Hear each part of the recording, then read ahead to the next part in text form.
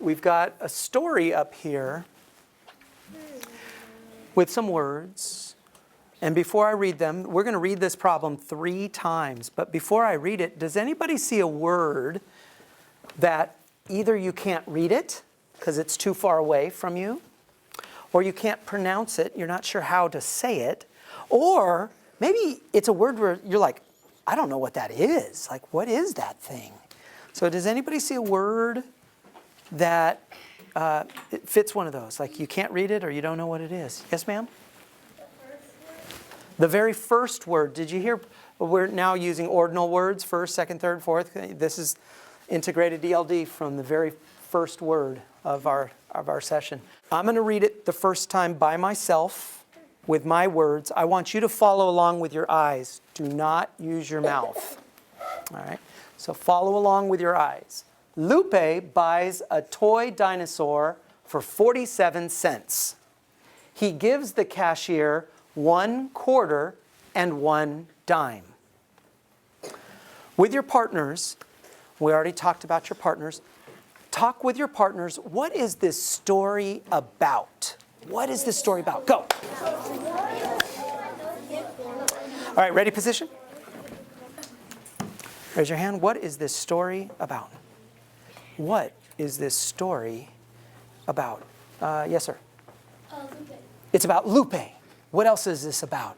And what's really cool about that answer is it's nice and short. He didn't say, oh, it's about Lupe who buys a toy dinosaur for 47 cents, blah, blah. It's about Lupe. It's a really powerful, short answer. What else? Okay, we're going to read it a second time. This time, you're going to read it in unison as a whole class. I'm not going to read it. It means you're all going to read together. All right? And I want you to stay together. Don't go reading super fast to show us how awesome of a reader you are. Stay together with the whole class. You can do it. All right, so let's read. Lupe. Would you please, with your partners, talk about all the different amounts or all the different quantities you see in this story. Go, talk. What's a number in this story? You ready? Yeah? What's a number you see in this story? Yeah, whoa, you go, girl. 1 quarter. 1 quarter. And 1 dime. You slipped in 2 quantities there on me. Audience in the room, this is where we need to teach our students a thing called implied quantities, because everything they've done so far is excellent, and they're all called explicit quantities, numbers that we actually see. So now we need to teach them about the existence of a different kind of quantity called implied or implicit quantity. Raise your hand and tell me, how many different kinds of coins do we see in this story? How many different kinds of coins do we see in this story? How many different kinds of coins do we see? Yes, ma'am? 2. Yeah, we have some quarters and we have some dimes. So we have 2 types of coins. Good, good, good. That's an implied quantity. And I'm doing this for your sake. If the students don't suggest an implied quantity, I don't try and pull it out of them. We just move on. But I'm training you guys as well. So I wanted you all to know that we also want students to be in the habit of looking for implied quantities. I got another implied quantity. Oh, you think you have an implied quantity? You're giving me the looking face, or the thinking face. Yeah? How many Lupes do we have? 1. We have 1 Lupe. All right, there you go. We have 1 Lupe. Okay. Yes? One poor dinosaur. Ah, 1 toy dinosaur.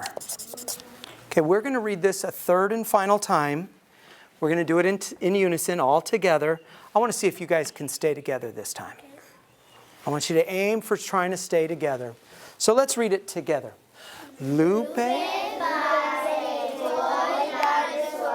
With your partners, I want you to talk about what possible question could we ask with this story? Because we have no question. There's no question mark.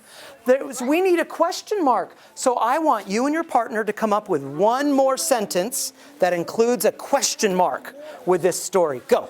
Go. What's a possible question that we could ask with this story? What's a possible question? Because there's no question right now. We desperately need a question. So what is a possible question? Yes, ma'am. How much money did Lupe give the cashier? So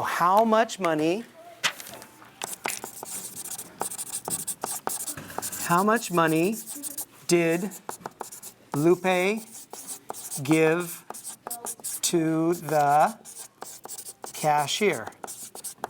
Beautiful. Another possible question. Okay, now these are good questions. And we're going to answer a bunch of them, I think. I think we're going to answer a bunch of them. But the one we're going to start with, check this out. Who did this one? How many more cents does Lupe need to give the cashier? Is that you? Tell me your name. Say that. Gabby? Gabby? Gabby? Okay, so we're going to begin by working on Gabby's question that she's proposing. So listen to the story with Gabby's question. Lupe buys a toy dinosaur for 47 cents. He gives the cashier 1 quarter and 1 dime. How many more cents does Lupe need to give to the cashier? When I say go, you're going to have a minute of pure silence. And during that minute, you are going to work on this problem in your notebook right here. I didn't say go yet. You might draw a picture of the quarters and dimes and cents. You might use an equation with numbers. I don't have a preference how you solve this problem, but you're going to start with a minute of pure silence